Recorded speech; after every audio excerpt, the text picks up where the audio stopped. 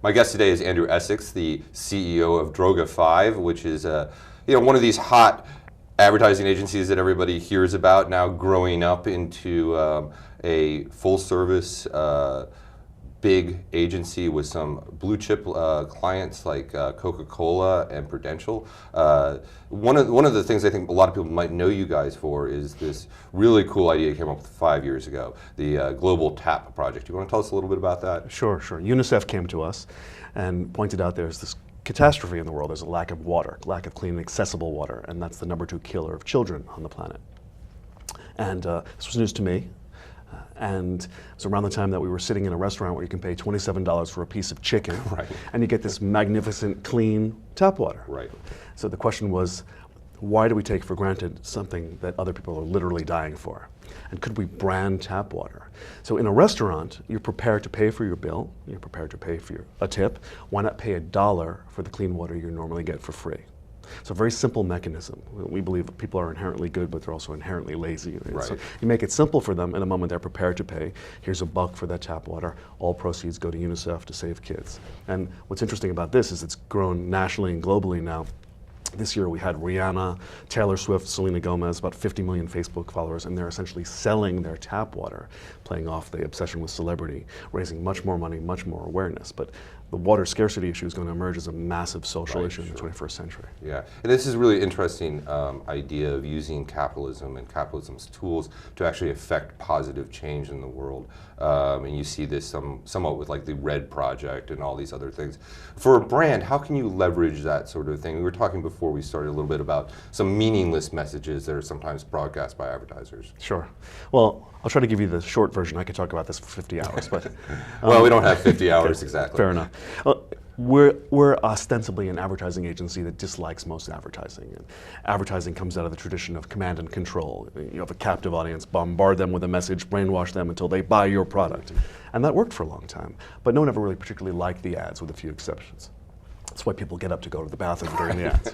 It's kind of a broken model in an age of abundance. So you've got all these brands that want to sell a product, and they're looking for new ways to do this in this incredibly cluttered environment. And one of the ways to do this is to talk about the good you're doing in the world. Now, it's not always about tree hugging.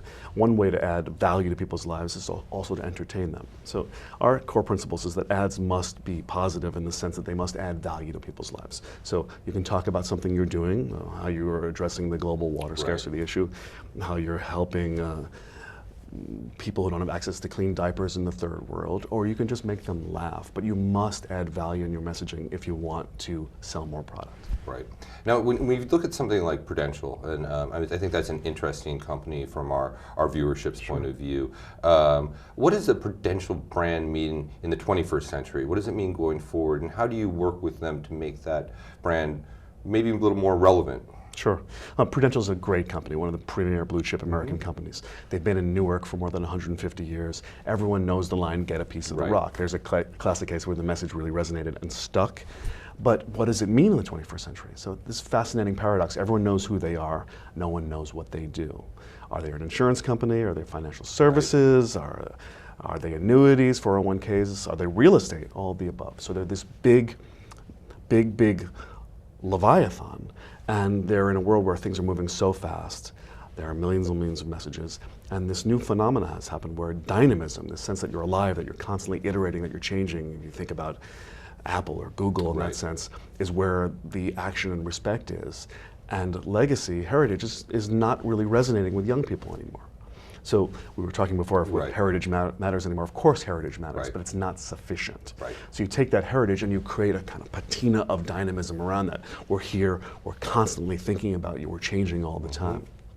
When we did some research on Prudential, we were fascinated to find out that a lot of young people were more inclined to give their social security number to something called mint.com, which is this financial services website which is defined by beautiful art direction and cool graphics, rather than a Prudential. And that's fascinating to me. I mean, it seems like you'd want to give it to The Rock rather than mint.com, right? But so, and that's what it's all about. So what is The Rock? It's this stolid thing, but are they awake anymore? And why are the graphics so sort of, for lack of a better word, uncool, uncontemporary? Well, they're old. Yeah, exactly. So it raises an interesting point that art direction, that sensibility is somehow related to ballast.